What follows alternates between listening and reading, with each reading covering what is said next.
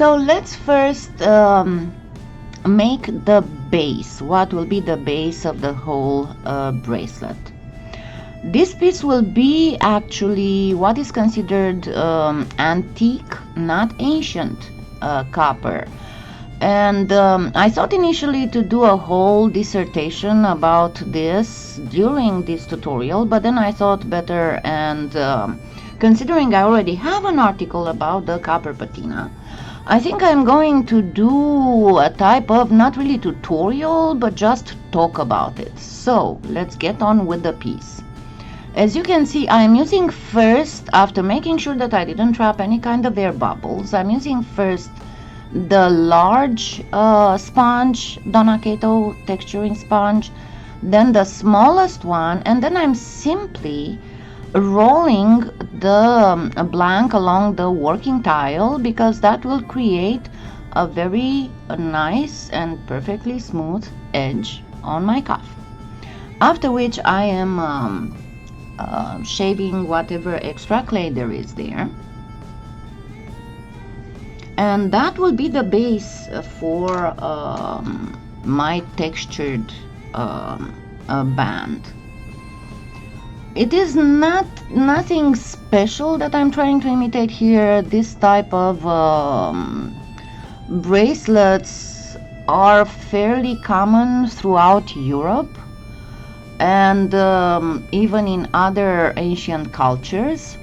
Now, careful about those magnets, as I have noted in that little inset, wording inset. There are some washers, and you can find them in my Amazon influencer store. I will post a link in the description, that are exactly the size of the magnets. What you see in the tutorial are still the magnets, because those are two demagnetized ones, and I'm going to just leave them there while I am antiquing. I'm first going to use, on the base, I'm going to use some of the Artisan, Frank Garcia Artisan powders, and that is Trianon Patina and then Marquise Blue. But as you can see, I am not really enhancing them with any kind of wax, and then I will be placing a little bit, dabbing a little bit of Bronze Age Prima Marketing Metallique wax, just a little bit, because I don't want my copper to be all of the same color. That's the problem. Whenever you're trying to imitate, now I'm using rich copper, whenever you're trying to imitate a piece that has been aged and oxidized and everything, you have to think about the fact that it will not be all the same. You will have variations in color all over the place, not just in the patina color, but in the metal color as well. I am sorry and I apologize, but I tried finding that texture mat, and it was impossible to find. I'll keep looking, and if I find it anywhere, I will post it. But for now, I couldn't find it. I decided on it before I tried to find the links for the video description, and I was not expecting not to find it. But anyway, so I placed the texture stamp, and I cut an 8 inches long, 8.5 inches long by 1 inch wide strip, and then of course I'm placing bake and bond. And yes, you place the band over the washer. It will be hidden, but the magnet will still stick to it without any kind of problem. Just align nicely. You have to think about something whenever you're trying to imitate metal. You have to think about the way metal is worked. So here we are discussing about sheets of copper that have been stamped. There are metal stamps that actually deform metal, and whenever you have a sheet of copper, it is very easy. Copper is fairly soft. My first layer of antiquing on the band will be first a little bit of Green Brocade of the Opal Magic waxes, and then the turquoise satin, also of the Opal Magic waxes. And I'm placing the wax first, and then I'm going to place some of the Trianon, Patina, and Marquise blue Frank Garcia artisan powders, because the wax will actually trap the artisan powders. You can try and do this with regular chalk pastels. The only issue is that, as I said before, the artisan powders are way finer than whatever you can get from a chalk pastel. So you see, after I have applied the artisan powders, I'm applying more of the Opal Magic, and then I will start first dabbing with rich copper, but it's just a dab. I'm barely touching the raised areas. Then I'm using the fire ruby, and this time it's something in between a dab and a swipe, because I want to create, it will be very hard noticeable, and you'll have to go real close to see that, but the total effect, the general effect, will be okay. And then on top I am placing the red amber, and with this one you see I'm actually swiping the raised areas. As I said, only when you go very close you'll be able to see what I actually did there, but the total aspect of the piece will be exceptionally realistic if you do it this way.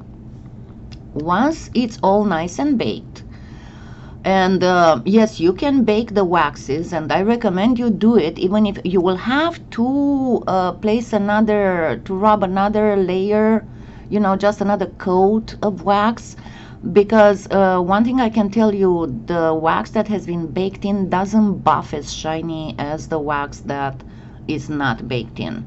But for better realism, I prefer to apply first a layer of baked wax, and on top of that, after everything is done, I apply another coat of wax, and it creates even more realism.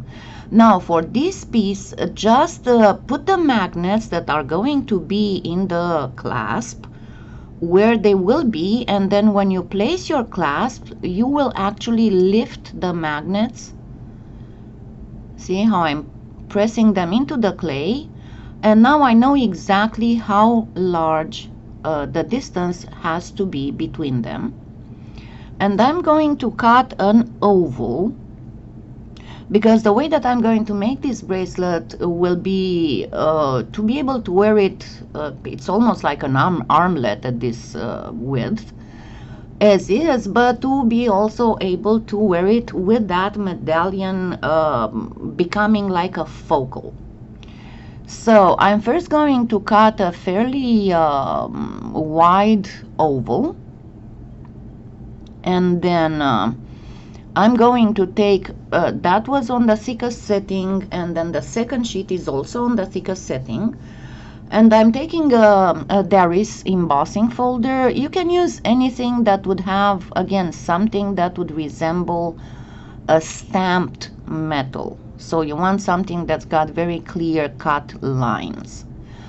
And I am also imprinting it just a little bit with the finest of the Donna Kato texturing sponges, because remember that ancient metal is not really very shiny, and especially copper, it will have a lot of dents and stuff like that. And again, I am doing on both pieces the same thing, using the artisan powders and then setting the artisan powders in place with wax, and then getting a little bit more artisan powders on top of the wax, and maybe even more wax until I get the effect that I am looking for. Essentially, if you do copper, you do not want to get green patina. The copper oxidizes blue. It is a turquoise-ish blue. It might have sometimes a little bit of a greenish tint, but it's never green. Green patina is for the bronze, for the brass, especially very bright patina. Copper gets more greenish tints when it it is exceptionally ancient, like we are talking several thousands of years ancient. Now I'm going to use this little fondant thing to create two arabesques, two little decorations to hide the place where the magnets are, not only to hide that but also to reinforce that area. I normally, as I said before in another tutorial, I'm not very keen working with the fondant molds because they are way too soft for polymer clay, so you need to be very, very, very careful when you're working with them. But they can do the job if you don't have any more expensive polymer clay specific stuff like the Prima Marketing thing. Then I am placing it on the blank, and you'll see the moment you place it on the blank, the magnets stick to the blank, and you can remove the magnets and put the piece back on the blank so you won't be baking the magnets in. Then I do the same thing just with fire ruby and red amber, just a little bit of dabbing, and I will show you towards the end how you can fix if you did a little bit too much copper anywhere. Now, in order to do the backing of the bracelet, I am placing bake and bond, and that is on 6, so that would be the 4th thinnest setting on my Atlas 180. And of course, smear real good the bake and bond, and then place the sheet of clay. Why do we do that? Because we want to imitate the hammered metal look.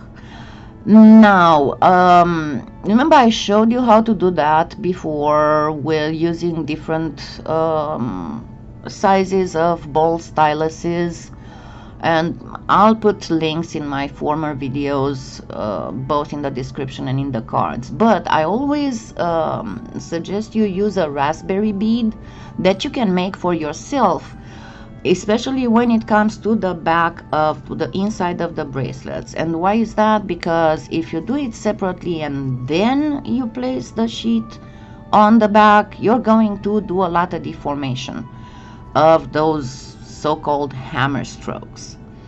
Now, before I bake, I am going to actually place just the patina and just the turquoise satin wax, then some Marquise blue, and then a little bit of some Trianon patina, some Marquise blue, and then a little bit more of the turquoise satin. And I want to create a few spots that are lighter as patina goes. Then simply remove the trim the excess clay, and then we are good to bake both pieces. As you can see, it's not very, very hard to make something like this.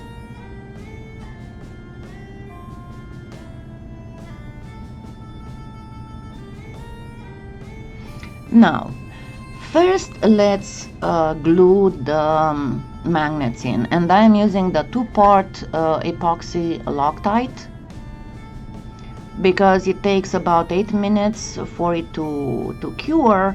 And while I am waxing the main bracelet, that's going to cure, and then I can do again the waxing on the medallion. And this is how you can fix if you have placed too much copper. Just use more of the turquoise satin and dab it in with a paintbrush, and you get your patina back again. And now it's time for buffing. And you know, I love the magic of buffing on these Art Alchemy Prima Marketing waxes. It's like the metal comes to life, the polymer clay becomes metal right under your eyes.